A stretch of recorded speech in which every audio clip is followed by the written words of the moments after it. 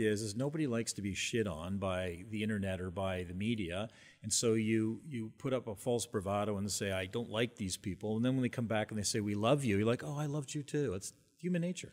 Can business guys get away with that kind of, sort of bullshit, really, where it's like say one thing just to sort of win someone over, but then say another thing, and even if you were to reconcile those two things and they didn't agree with one another, like, do you have to be much more careful than even a politician, people that will soon run the president, the United States of America, but even right here at home that sort of run our cities and our country? Well, yeah, I mean, you have less scrutiny in what you say, but in defense of Donald Trump or any politician, when you're an outsider and you see the job, you don't, you think you know what it is, but you don't fully know it until you open up the door and say, holy fuck, nobody actually told me this stuff.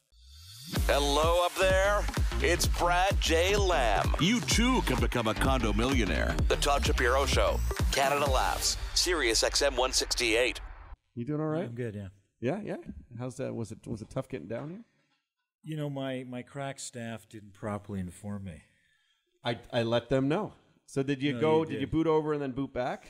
Yeah, I went over to your main thing and I walked in. I'm like, okay, I guess it wasn't happening this week. So I called Ryan and he said, no, it's happening. But he said it's happening. Are you gonna fire someone tonight? Here. Are you gonna fire someone? No. Okay.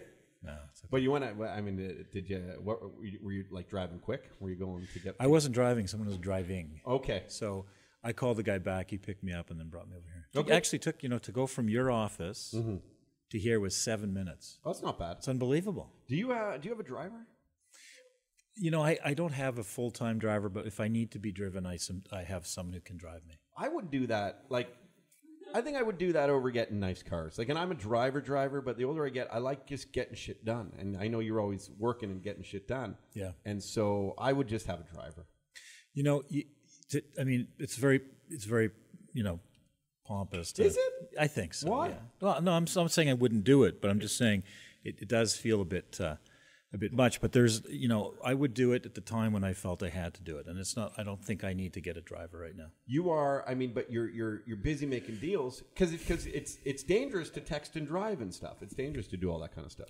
Yeah, it's dangerous to do that. Mostly, it's just it's a little stressful if you're late driving, right? So you tend to make bad decisions. And there is a texting in the phone part that I'm always on the phone and texting. I don't text when I drive, but I'm on the phone a lot when I drive. Yeah, no, I'm terrible. But also I can get a lot done. So really, for me, it would be like if I was constantly in between, like if I was spending a lot of time outside of the office, going from meeting to meeting, and the distances were large enough, then I would get a driver. But just to get a driver to have someone drive me to dinner and to work, it's silly. Oh, I see. For those little things. We obviously, we've been working together for about, I think, 6 months now, and thank you again. And there's a lot of people have been saying within the Toronto area, knowing that we're close, going, Brad J. Lamb put on the nicest Christmas light decorations that I've ever seen. They love what you've done there. Oh, that's Matt great. O'Brien told us that yesterday. A comedian came on. And Brad J. He's got the nicest Christmas lights. Yeah. Well, that was the goal. So I said to Ryan 9 months ago, this next Christmas, we're going to have the nicest Christmas lights in Toronto. And so we called actually a landscape architect, a very good landscape architect, Janice Rosenberg Studios, phenomenally talented landscape architects. And they recommended this place, and they showed me a few ideas, and we were like, yeah, it's fantastic, right? So those lights can be any color. So actually, after we'll take down the little tiny sparkly lights, but going forward for the year, for Gay Pride, we can do the lights in multiple colors because they're what's the word I'm looking for? You can control the different, yeah. No, but they're the new type of light there. The LEDs or whatever? Yeah, so they're LEDs. So we can make them, like our colors are blue, so during the year we can make the building blue at night. So you're keeping the lights? We're keeping the lights. We're not keeping the little tiny sparkly Christmas lights. They'll go because those are really Christmas oriented. But we can light the building because there's lights on top of the building, behind the lamb and on the top. And so we can light it blue during the year, and we can light it multicolored. Are people enjoying? Are people enjoying? Like, are you hearing a lot too? That wow, Brad. Yeah, Brad's a softie. Did you hear that? I'm not hearing that, but because I'm not. But Okay. I am hearing that Well, I guess I am a little bit. What I am hearing is that people like it, and the whole idea is to try to make people. It's a tough time of the year for a lot of people. Yeah. So to try to make people smile a little bit and show that you actually are aware of the fact that it's a tough time for people. Yeah, it's put a smile on people's faces, and that's goes a long way. I heard is it in Venezuela where they're like the government ordered to take the toys from stores to give to they actually took control of toys and they're giving them to families who can't afford toys. Like for no monetary reason. I think it was either Argentina or Venezuela. I appreciate it. They just stole the toys from the stores? government, yeah, like from manufacturers. Well, Venezuela is an absolute economic free fall, so it's not. So, I don't know if that happened, but if it did happen, that makes perfect sense. How's everything going over with TorontoCondos.com and Brad J. Lamb Realty? It's winding down. It's the end of the year, and trying to get stuff done. We're making some new deals and have a great lineup for next year for new projects and stuff. Excellent. The Bank of Canada is keeping its key overnight rate at 0.5%, which points to a stronger global economy coupled with continued uncertainty regarding international trends. What do you see happening for the first half of 2017 in Canada? And don't laugh because I'm reading Ryan's notes. Okay? It's like, wow, you're smart. No. I think that more of the same with real estate. Certainly in Toronto, there's not enough inventory, and there won't be.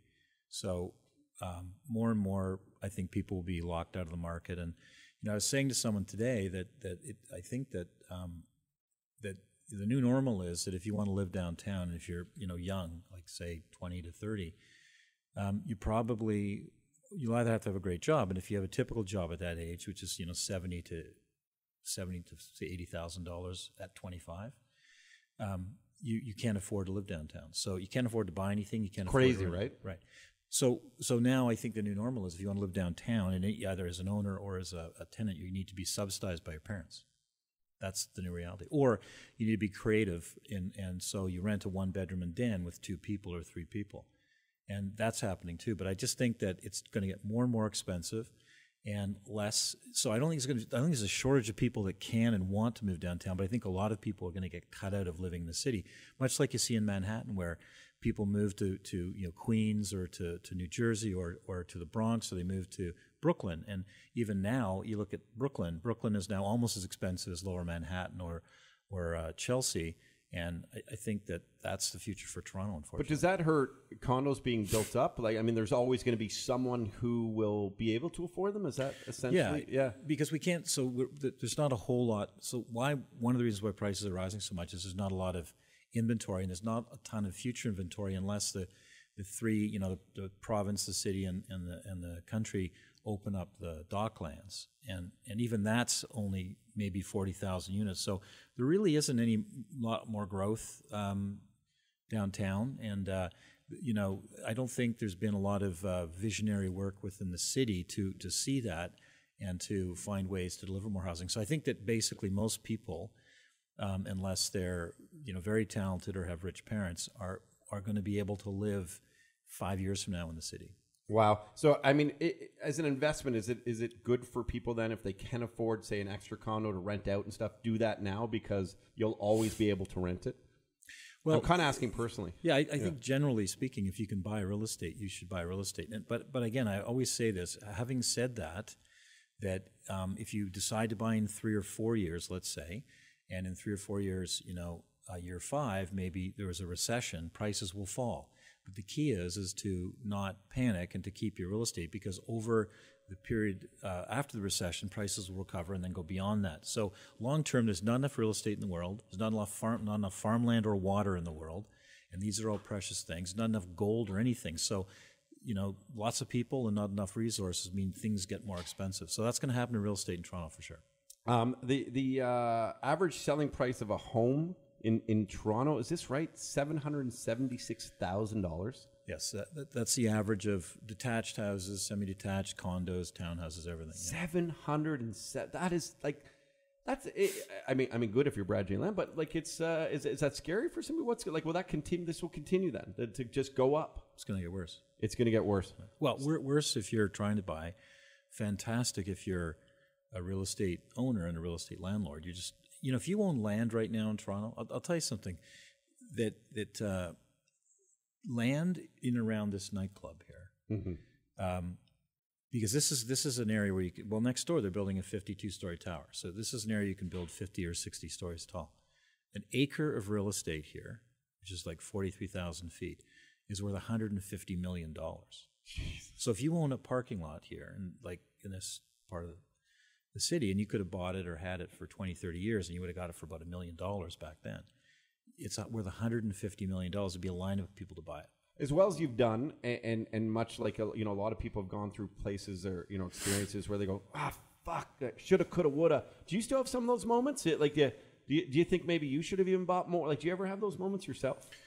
I don't have moments where too many moments where I should have bought something, because I usually buy what I can buy. Like, I'm reasonably cautious but reasonably aggressive. So I think I always skirt the line where I'm on the edge.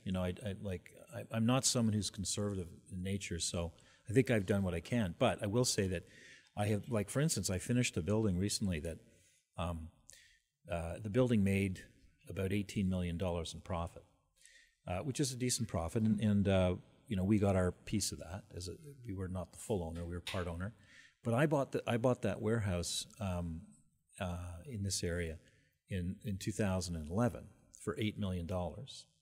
And if all I had done is rezoned the property, I could sell it today for 30. So doing Zippo in the same amount of time, profit. Made $22 million instead of 18. Wow. And also I wouldn't have had partners if I had done it on my own. So I would have made all the 22 million. But your name's not on it. No. So if you're building a business, you need to build, right? Yeah. I think that like being a land speculator doesn't add a lot to the world, right? We're doing a thing here called Chirp Fest today. Yeah.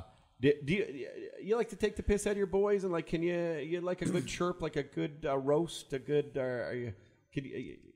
Sorry, a chirp is when you what? Like dudes who are about to get in a hockey fight, and they throw off their gloves and like they start chirping because some guy's nose is crooked, or some guys. That's what you mean by chirp. Yeah. No. Yeah. I mean, listen. I think anyone who's friends, you're always, insulting them in a somewhat friendly way. But when you get to your and I'm actually, it's a very honest question. People always tend to kind of chirp your buddies, and then when guys do well and get pretty wealthy, we almost get intimidated by it. Like, we don't talk to them the same way sometimes. Do you find that's happened with you? No, the friends that I have that are still my friends, I am the biggest butt of their jokes. No, okay, oh, for sure. And that's an important thing, because people might not assume that ever. Well, I mean, they take the piss out of you still. Of course. Like anyone who has had friends for 20 years or 15 years or longer, it doesn't change when you get wealthy. Are you pretty quick-witted that way too? Can you go with them? Oh yeah. You want to enter the contest tonight? There's a big $500 prize for it. You might need it. I can't come to this because I have my kid tonight. Oh, you have your kid. I see her twice and a half, like maybe 2 to 3 times a week, and I just got to see her tonight. You are a good dad. I saw you lose it on Facebook, and I see you lose it on this show, and I see you lose it on Facebook sometimes, which is different than when I see you on, say, CBC or CTV or something, which I like, because I like seeing the real Brad J. Land. But on Facebook, you were really happy with the new Ontario court ruling that condominiums cannot use the services of Airbnb, and that's in Ontario. Yeah. So you're outspoken about this. What you take a strong stance, and you're happy with this decision. Yeah, well, I mean, listen, Airbnb. I'm fine with Airbnb. You called them a cockroach. They are a cockroach because of what I'm going to say. Yeah. So I'm fine with Airbnb. If you want a house in Cabbagetown or Riverdale, and you want to rent your house out to some Scandinavian couple for a week or whenever, if you're out a month, if you're gone somewhere, that's cool. Like, that's fine. There's no regulations or rules to stop that. There's no neighborhood association says you can't do that. It's none of their fucking business. You can rent it to your friends. That's fine. And I think that's what Airbnb sort of started out being.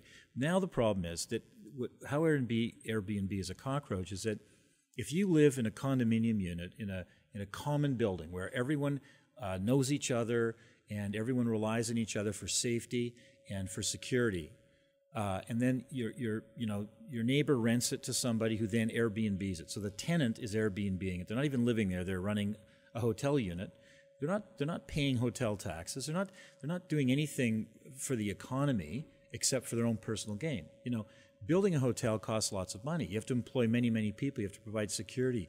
You have to provide, you know, extra taxes on top of HST and so on. You pay to the city for the benefit of having a hotel.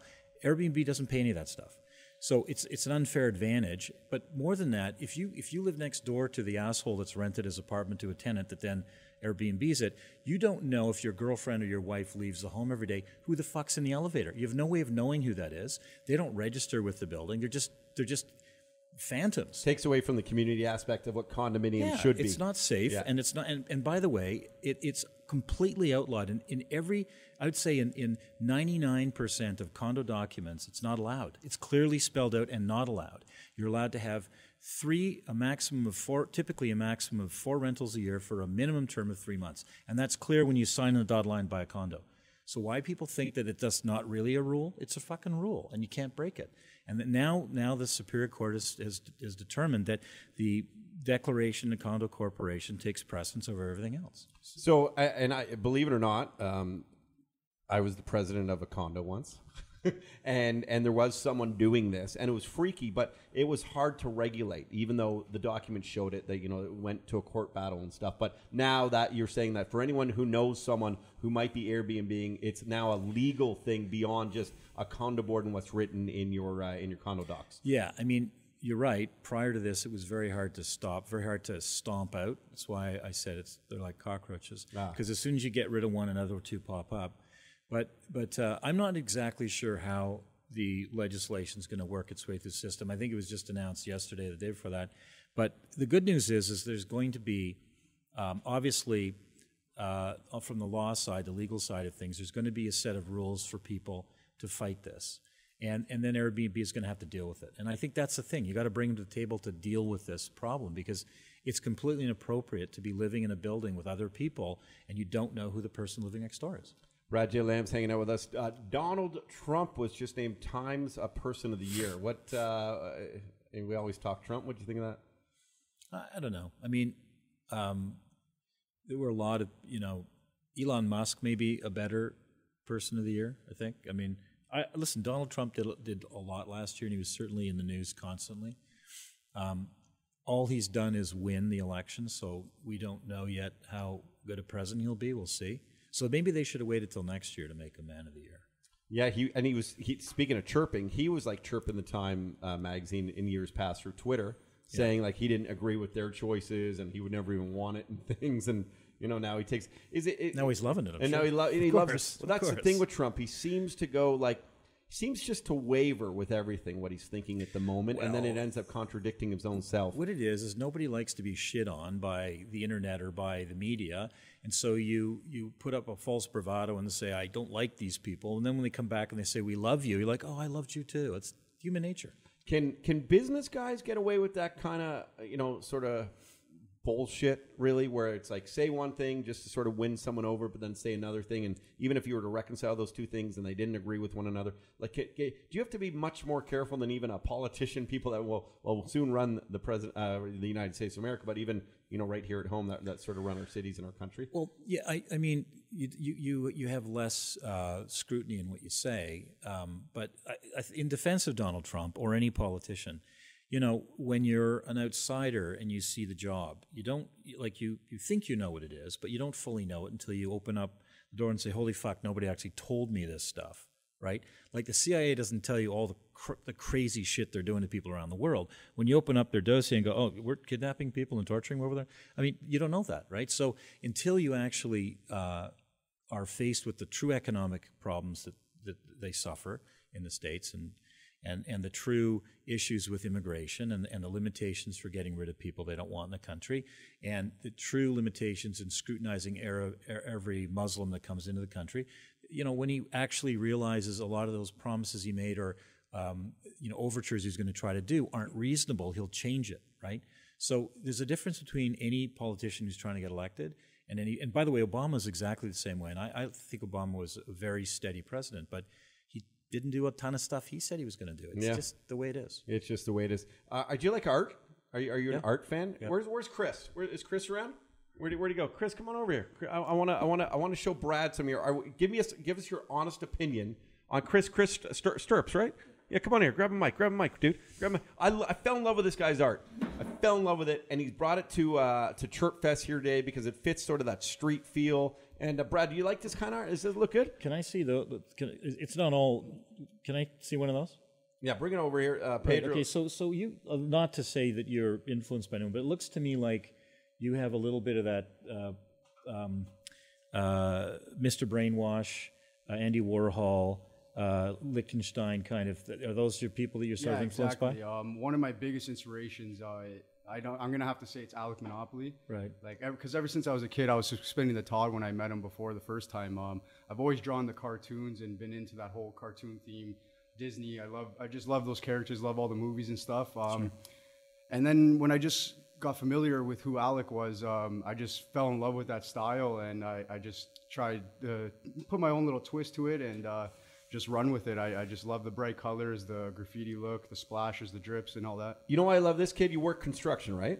Yeah, I do heating and air right now. He's doing heating and air, but he's like got this creative side, this artistic side, and he reached out to me, and we did a painting of my kid actually. And it was so unbelievable, and it's just so awesome. And I love guys who, like these younger kids, who don't work hard these days. They expect everything to be handed to them, but he works a 12-hour day, and then he goes and paints for another 10, sleeps 2 hours. So I'm like, let's try and display some of your art and get some notice. So it's it's great stuff. It's very colorful, and I bought some stuff from Mr. Brainwash.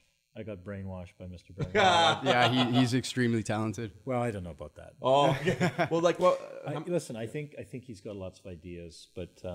Anyway, I think they're really colorful. They're great. And where are you selling them? Well, right now I just do commissions and stuff. People that contact me through email and stuff. I'll have a website up in the new year. Business cards are in the works right now as we speak. So I'm just the business aspect is more of a learning experience still each and every single day. I'm learning something new about the business side of everything. You know, there's a gallery in Toronto, Andrew Richards Design. They do furniture, like outdoor furniture, and then the other half. I had a huge beef with that guy one year, right? Did you? I actually never met him, but they have nice parties. No, it's a great party. I like his venue. But anyway, half of his venue or half of his warehouse down there is an art gallery. It's a pop art gallery. Oh, nice. You should go and see them because they have a lot of stuff. They had some fat guy from Miami, like 70 years old. Or maybe it was the Bronx. Anyways, a Hispanic guy, quite heavy set. So I said fat, and he does a lot of this kind of street art. It's kind of street art with graffiti and with bright images and sometimes well known. Who is that? Is that Sean Penn? No, that's Pablo Escobar. Oh, it's Pablo Escobar. Yeah, his mugshot. Okay. Yeah, nice. Not a Disney character, apparently. No, he's not quite. Not quite. So the two opposites. I'll do stuff like that as well man too. In the world and Walt Disney. No, I like them. They're great. That's awesome. Appreciate it. All right, well, that's our pitch to you. Will you invest to them? That's our pitch this week to you. You know, we do our Dragon's Den here. Well, what's the investment? Investing in him? Yeah. What do you want? You ask for an investment? Yeah, I would love a big studio. Well, that's not really a proposal. No, that's not a good proposal. I'll put you on the spot here, kid. There has to be. Yeah, I know. When an investor is considering investing, there has to be a win at the end, unless it's charity, and that's not an investment. See, so I learned something new again today. You own 30% of every painting he sells, and you need $50,000 for a startup. I don't know. You know, honestly, what I would do. I wouldn't say 30%. Is I would grab 2 or 3 of those and go down to Andrew Richards Design, and it'll be someone manning the art gallery. You know what? They sell stuff. Like art. Art's a funny world. Like people decide if you're good or not based on the parameters that I look. I don't fucking get why Mr. Brainwash is good. I like all the colors, but I'm not. I don't know why that's good. For sure, right? I agree. So it's not like he's doing Picasso work. So they've got lots of pop art down there. I'd say go down there and see if they'll put your stuff on the walls. They're getting like $3-4 grand, $5 for originals, signed originals. Okay, there you go. And you're thinking of only selling those for $5,000 to $1,000, right? You got like 50 grand. Yeah, well they've gone up. They've gone up actually. The last few have been selling for a decent penny. So good. What's a decent It's penny? going up slowly here and there. What's that? What's a decent penny? Between $1 to $3 grand so far. Yeah, compared to what they used to go like $300 to $600. And how do you sell them? Well, like I said, I paint like the ones on my own whenever, just to have inventory and all that. And then a lot of them, it's just been coming in from commission. People have been emailing me or contacting me through DM on Instagram, and just been putting them in as orders and doing what the people ask and putting a smile on their face. That's great. Well, Chris, where can people find you? At Chris. You can add me on Instagram at Stirps, STIRPSS, and Snapchat is STIRPZ11. Check it out; it's good art. Excellent, dude. And come down to 77 Peter Street, UG3 Live. You'll see all the art hung up for Chirp Fest today. Brad J. Lamb, thank you for hanging out with us. Hey, TorontoCondos.com. If you're looking to sell or buy, make sure you contact Brad J. Lamb Realty. And if you want to go and get an incredible investment, buy early in some of his buildings that he's putting up. They're beautiful. They're gorgeous. Get the Lamb Standard. And as well, if you just want to go and live in one, make sure you just go check out a Lamb Standard condominium. The Todd Shapiro Show. Hey, thanks for watching that video. You can subscribe over there, or you can watch another video over here. And I think this is the Daniel Bryan yes chant. So what the hell? Yes, yes, Todd Shapiro Show. Daniel Bryan can't wrestle anymore. It's a very sad story.